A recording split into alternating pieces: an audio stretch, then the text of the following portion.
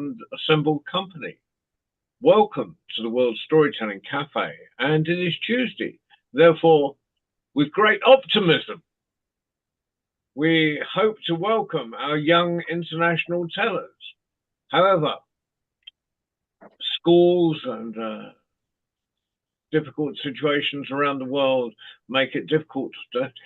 Maybe I should run this 3 times a week on different time zones, but I don't think either mine or Waleed's that would work. But hopefully Jasna May could join us tonight, and Darija, Princess Darija, well, it would be good. She promised to come back. We had a fine representation from India 2 weeks ago.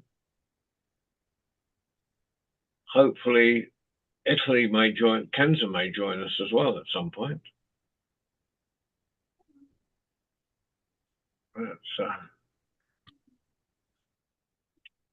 So, how's your week then? Which one? Babasi, anyone's week. How's your storytelling week? Well, on Mondays, I have it's an after-school program that I do on Mondays. And I have a very diverse and interesting mixture of kids that I work with from 1 to 5 p.m. my time. And it's been very interesting. And I'm enjoying it. And I'm gearing up for another program that I have to get the specs for, and I have to get out some advertisement for February. So things are beginning to look up. So I'm enjoying it. We're glad to hear that. Did you resolve those insurance issues? Sorry to be boring. No. We are being recorded, Michael, at this point. Yeah, it's fine. Message me. Will do. We're working on it. Okay, buddy. Okay. Yeah. So I think I need to go and get a purple tie so that I can fit with this today's colour theme. I think just maybe a paper hat. I'm looking for something purple. Yes, we are coordinated. That's okay. I've got something. You found it. I have, yeah. If I can. You're in the wrong Riyadh, really. You should be in Star. I was thinking, I've got this rather beautiful tassel. Do you think this would be okay if I? Oh yeah. I think that counts. It's a bit well attached where it is, though. That's the trouble. No, that's okay. Well, it's the thought that counts. Let's hope we don't have to stretch half hour while we wait for people to join. So, John, is it Jasmine May is joining? National Storytelling Week in England coming up, isn't it? It starts at the end of it's next week. Great. Starts on Sunday the 29th. I've got a school on the 30th in London. Welcome. A big round of applause for the magnificent, the astounding Jasna May, we saw you for 2 minutes, 2 seconds. You're muted. Hello. Hello, Jasna May. Yay! So, do you, by any amazing coincidence, have a story for us? Yes, I do. Well, we shall. We've got you've got an international audience. You've got Waleed in Marrakesh. You've got Mike who's sitting there. He's in Marrakesh at the moment. Babasi in Washington D.C. I'm sitting here in Gloucester in England, and you are in Punjab. So from the Punjab, our first story for tonight will be, maybe the only story, but from Jasna May, please. Please entertain us. Sure. Hello, everyone. My name is Jasna May, and I'm from India. Today, I'll be narrating the story of a bird with 2 heads. This is a folk tale from India, from Kerala. Once upon a time, there was a bird. It was quite unique. It had two heads. Both of the heads had individual faces. They had one eye and one eye each. That bird was called Varunda. It was the most unique bird of the whole Kerala. The bird had different choices because it had two heads. One head wanted to eat something, the other wanted to eat something, and they didn't realize that it was one stomach they were connected to because they had one body but just two heads. They were quite foolish to understand that. One day they were very hungry, and then the first head saw some apples shining bright on the tree from far away. The first head tried to rush to that place. And then what happened was that the second head spotted some purple apples, which were poisonous, but she did not notice it. And the first head said, I spotted those apples first, so we are going to eat the red apples first. The second head did not agree. I spotted those purple heads. They started to fight. But at the end, the conclusion was that they had to eat the red apples first. They went to the tree. The first head ate the apples. And then the second said, let me eat some. And the first head said, you're so foolish. Don't you understand? It doesn't matter who eats. All is going in one stomach, as we are connected to one body. But the second head was a bit annoyed and wanted to revenge and wanted to eat something. So as soon the first head finished its meal, they both had to go to the purple apples because the second head forced it. The first head told the second head that they are poisonous, don't eat them. We both will be killed because we are connected to one body. But the second head did not agree. On the way of revenge, on the path of revenge, he decided to eat it. And so the second head ate those apples. And within minutes, the poison spread in the body and they died. That's why it is very rightly said that the path of revenge sometimes does not take on any place. Thank you.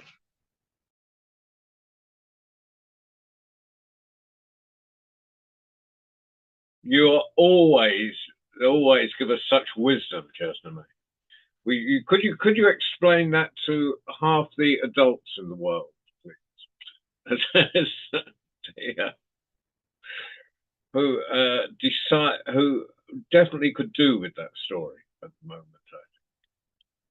Now, do you happen to have, because you know I'm going to ask this question, where if you happen to be the only person there, do you happen to have a second story for us, Jess? Yes, I do. And after that, I'd be leaving as I miss school. Yeah, well, yes, it is a school day, and it's, what is it, about 10 o'clock? Half 9? It's 40, it's almost 10, about to be 10. Yes, well, don't be late to bed. Yes, sure. Right, please tell us your second story, Jasmine. So the second story, the name of my second story is The Bearded Fool. And it is also a folktale from India. So there was once a man who was known for his wit and wisdom. He had a long beard for which he was quite famous in his whole city. Everyone used to praise him, as he was said that with beard comes knowledge. But inside he was quite foolish. He never recognized the fact that when we read books, all books aren't meant to give true knowledge. But he was a fool with just a long beard, to be honest. One day, he sat down with a lightning candle on his table and he started to read a book. He read quite many facts, but one fact landed in his eyes, which was that a man with a long beard is a fool. And he did not agree it for a while. He said, this can't be true. I'm so famous in my city for my long beard. This book holds facts which are false. But then, after some time, he pondered for a while in his house. And then again, he opened the book and went to that same fact, saying, a man with a long beard is a fool. He quite thought about it and thought, whole day went, whole night went. He needed a conclusion. And so one day, with that candle, he tried to burn his beard because he thought if there's no beard, everyone would think he is a genius. So he did.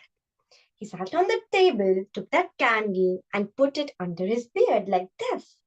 And that's when the sparks of the fire came, and his beard was burned. He was running for help, trying to call people. As he ran around his house also started to burn. His beard was completely burnt, and he saw people rushing towards him. They tried to put water, but what they could save was a burnt face of him. And his house was burnt. And then people asked him, why did you do it? What were you doing? And he said, I read in a book that people with long beard are fools. And indeed, I've proven that. Thank you.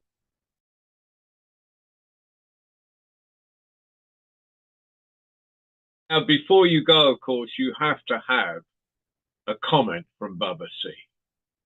Not me, but Bubba C first.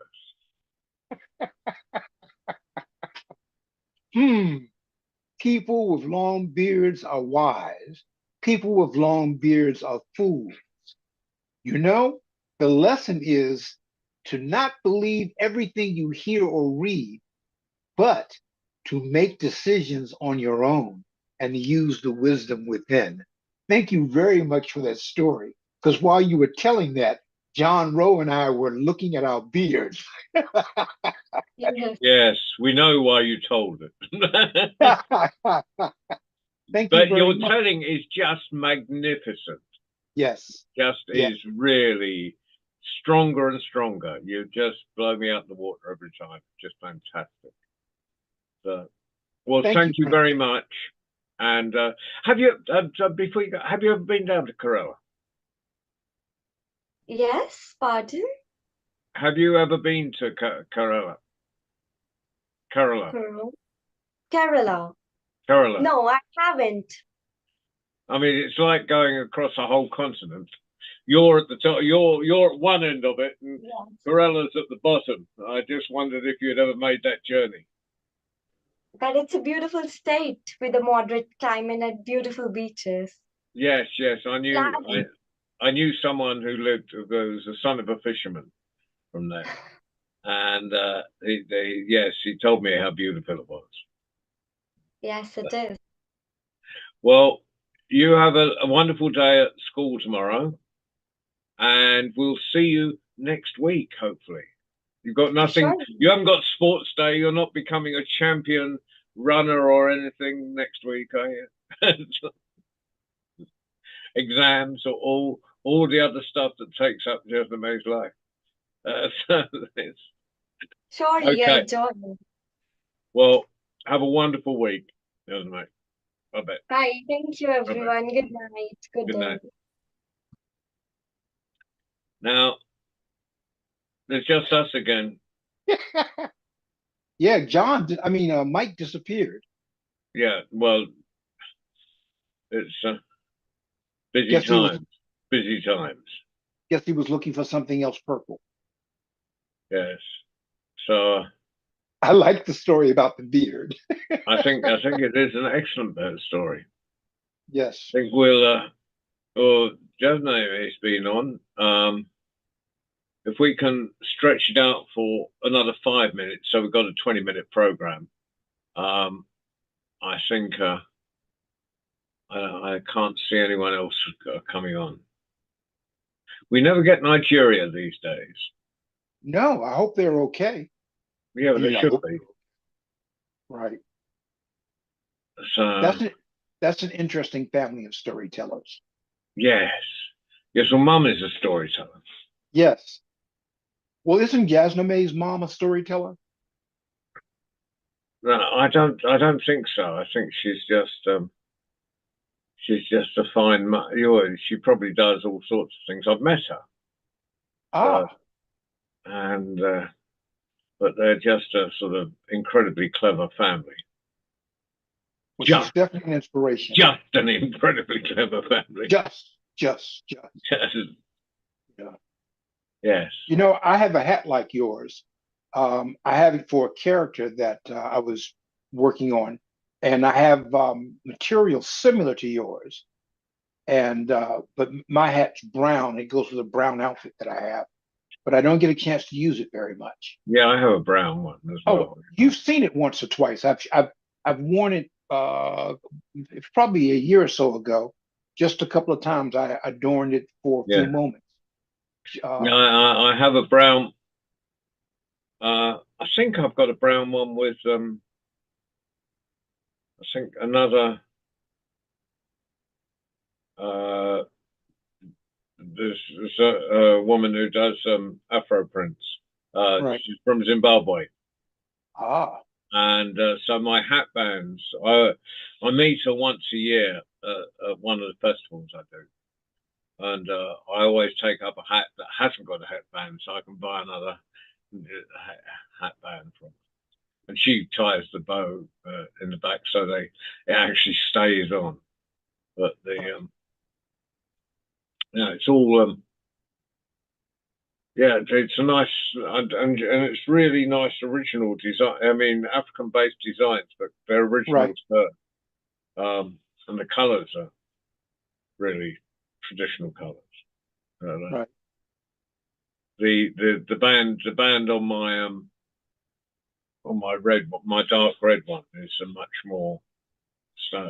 more recognizably African, but she has, I forget what she calls I think she just calls her business Afrocentric. Right. And she makes beautiful clothes and bags and sort of t-shirts and things. But when's the next time you're going to Marrakesh? I don't know at the moment. I'm in the middle of this big project. I actually finished writing the well, I've got a couple of chapters to add, but it's being edited now, pootling through my sort of jumble of autobiographical poems and essays. Right.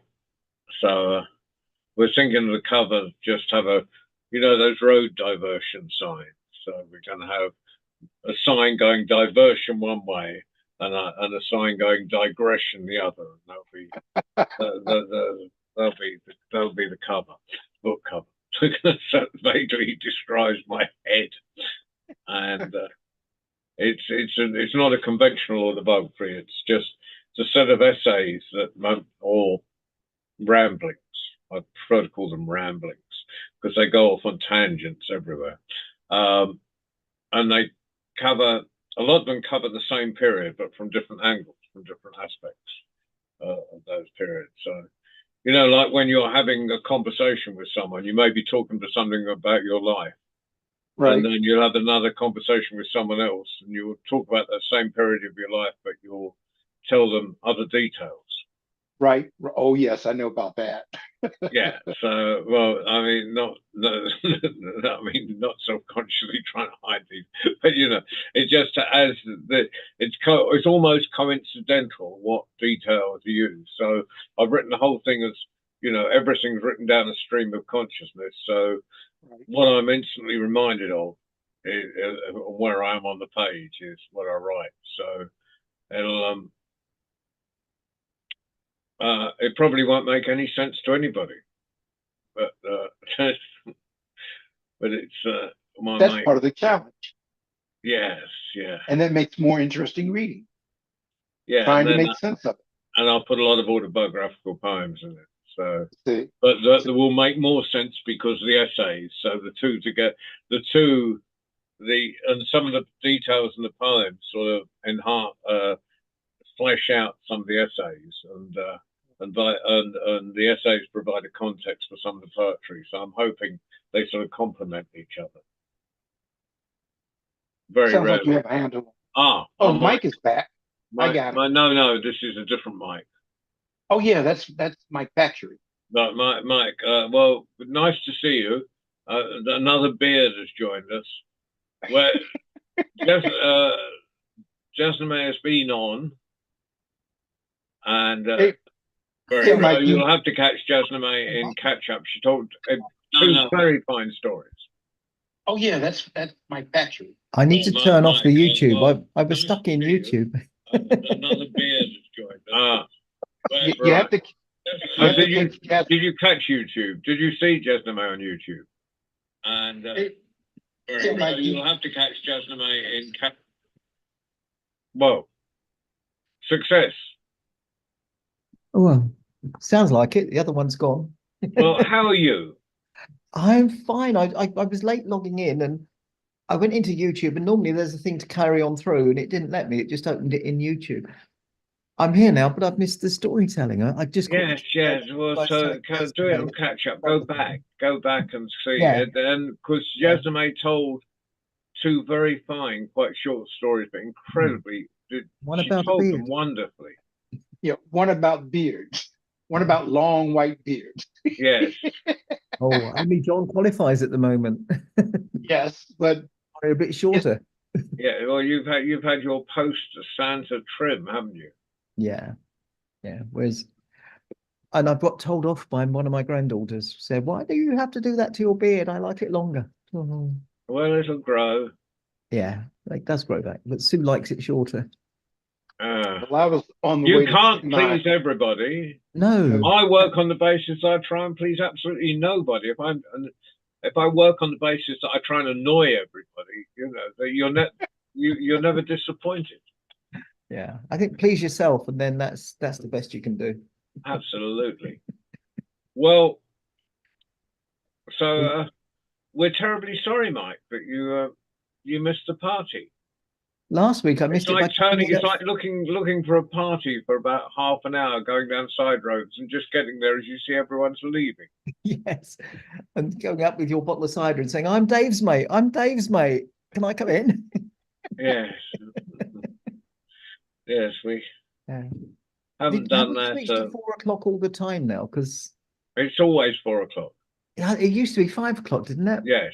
Yeah, but that's far too for late. India and people, yeah, it's earlier. It's Right. because it's about 10 o'clock now in India, which for school days is quite late anyway. So we changed it for India, but it's a shame that it will build up. I'm hoping after Friday when there'll be an announcement of, because they're doing the sort of presentations to the World Storytelling thing on Friday, I think. Mm-hmm. Is it Friday? Yeah. Nina was in touch with me. So what's coming up? So what's coming? Thank you. Thank you. My brain is sitting in Washington, D.C. at the moment, but through the magic of virtual reality, I can use it. Well, as it happens, on Friday at 6 p.m. UK and Irish time, and a totally random time in Washington, D.C., we have Manuela Kelly telling stories. Manuela we normally see Manuela sort of supporting young tellers, but this time she's there in her own right, telling stories. Sunday, we have our worldwide story round. So do join us for that. That's 6 o'clock. And then the following Tuesday, of course, we have once more our young international tellers. Mm-hmm. And Friday, as a special treat, we've got Juliana Marin, who's from my house in Romania, which at the moment is about -6, I think. Is that Celsius? Yeah. The Fahrenheit, that's in the 20. That's well below freezing. But and like -10 or something, yeah. -10, -11. Well, put it this way: ice cubes are putting on jackets. That's cold. Yeah. I have a picture of me somewhere where my beard froze. where I've got icicles from my beer. That was when I was working in Lapland, above the Arctic Circle. Mm.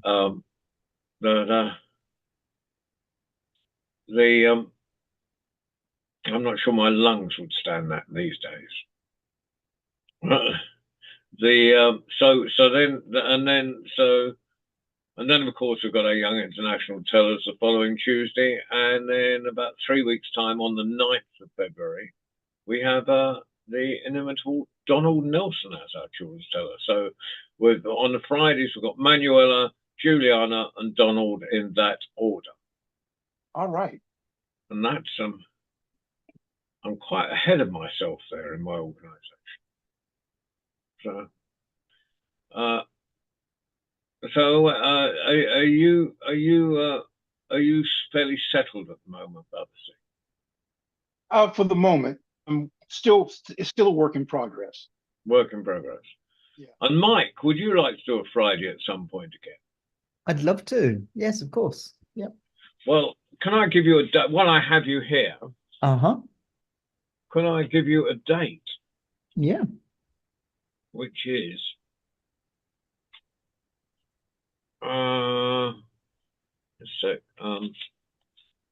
February. Donald is the 9th, so Friday after. So Friday.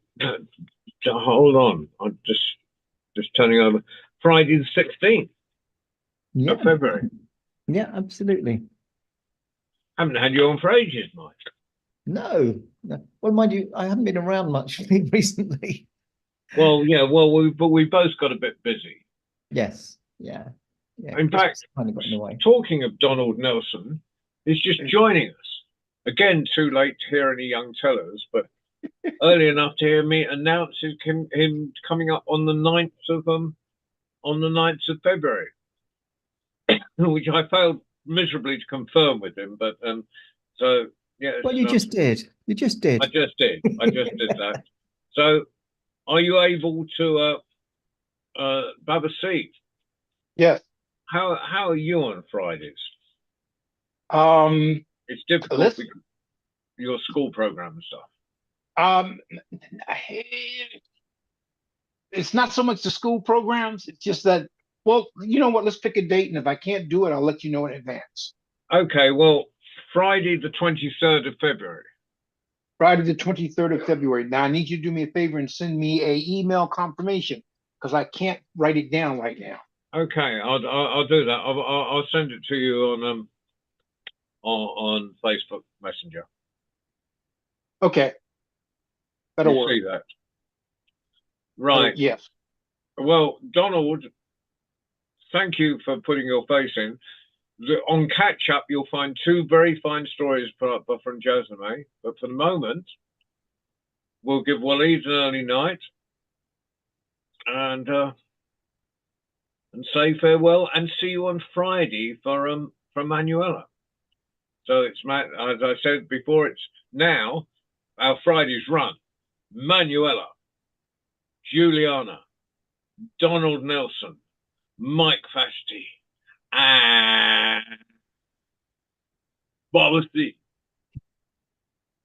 In that order. God, that's really advanced planning. It's over a month. Anyone would think I was organized. Now all I have to make sure is that I've got it written in all my diaries so I don't get confused. Okay, well, it's been lovely speaking to you all.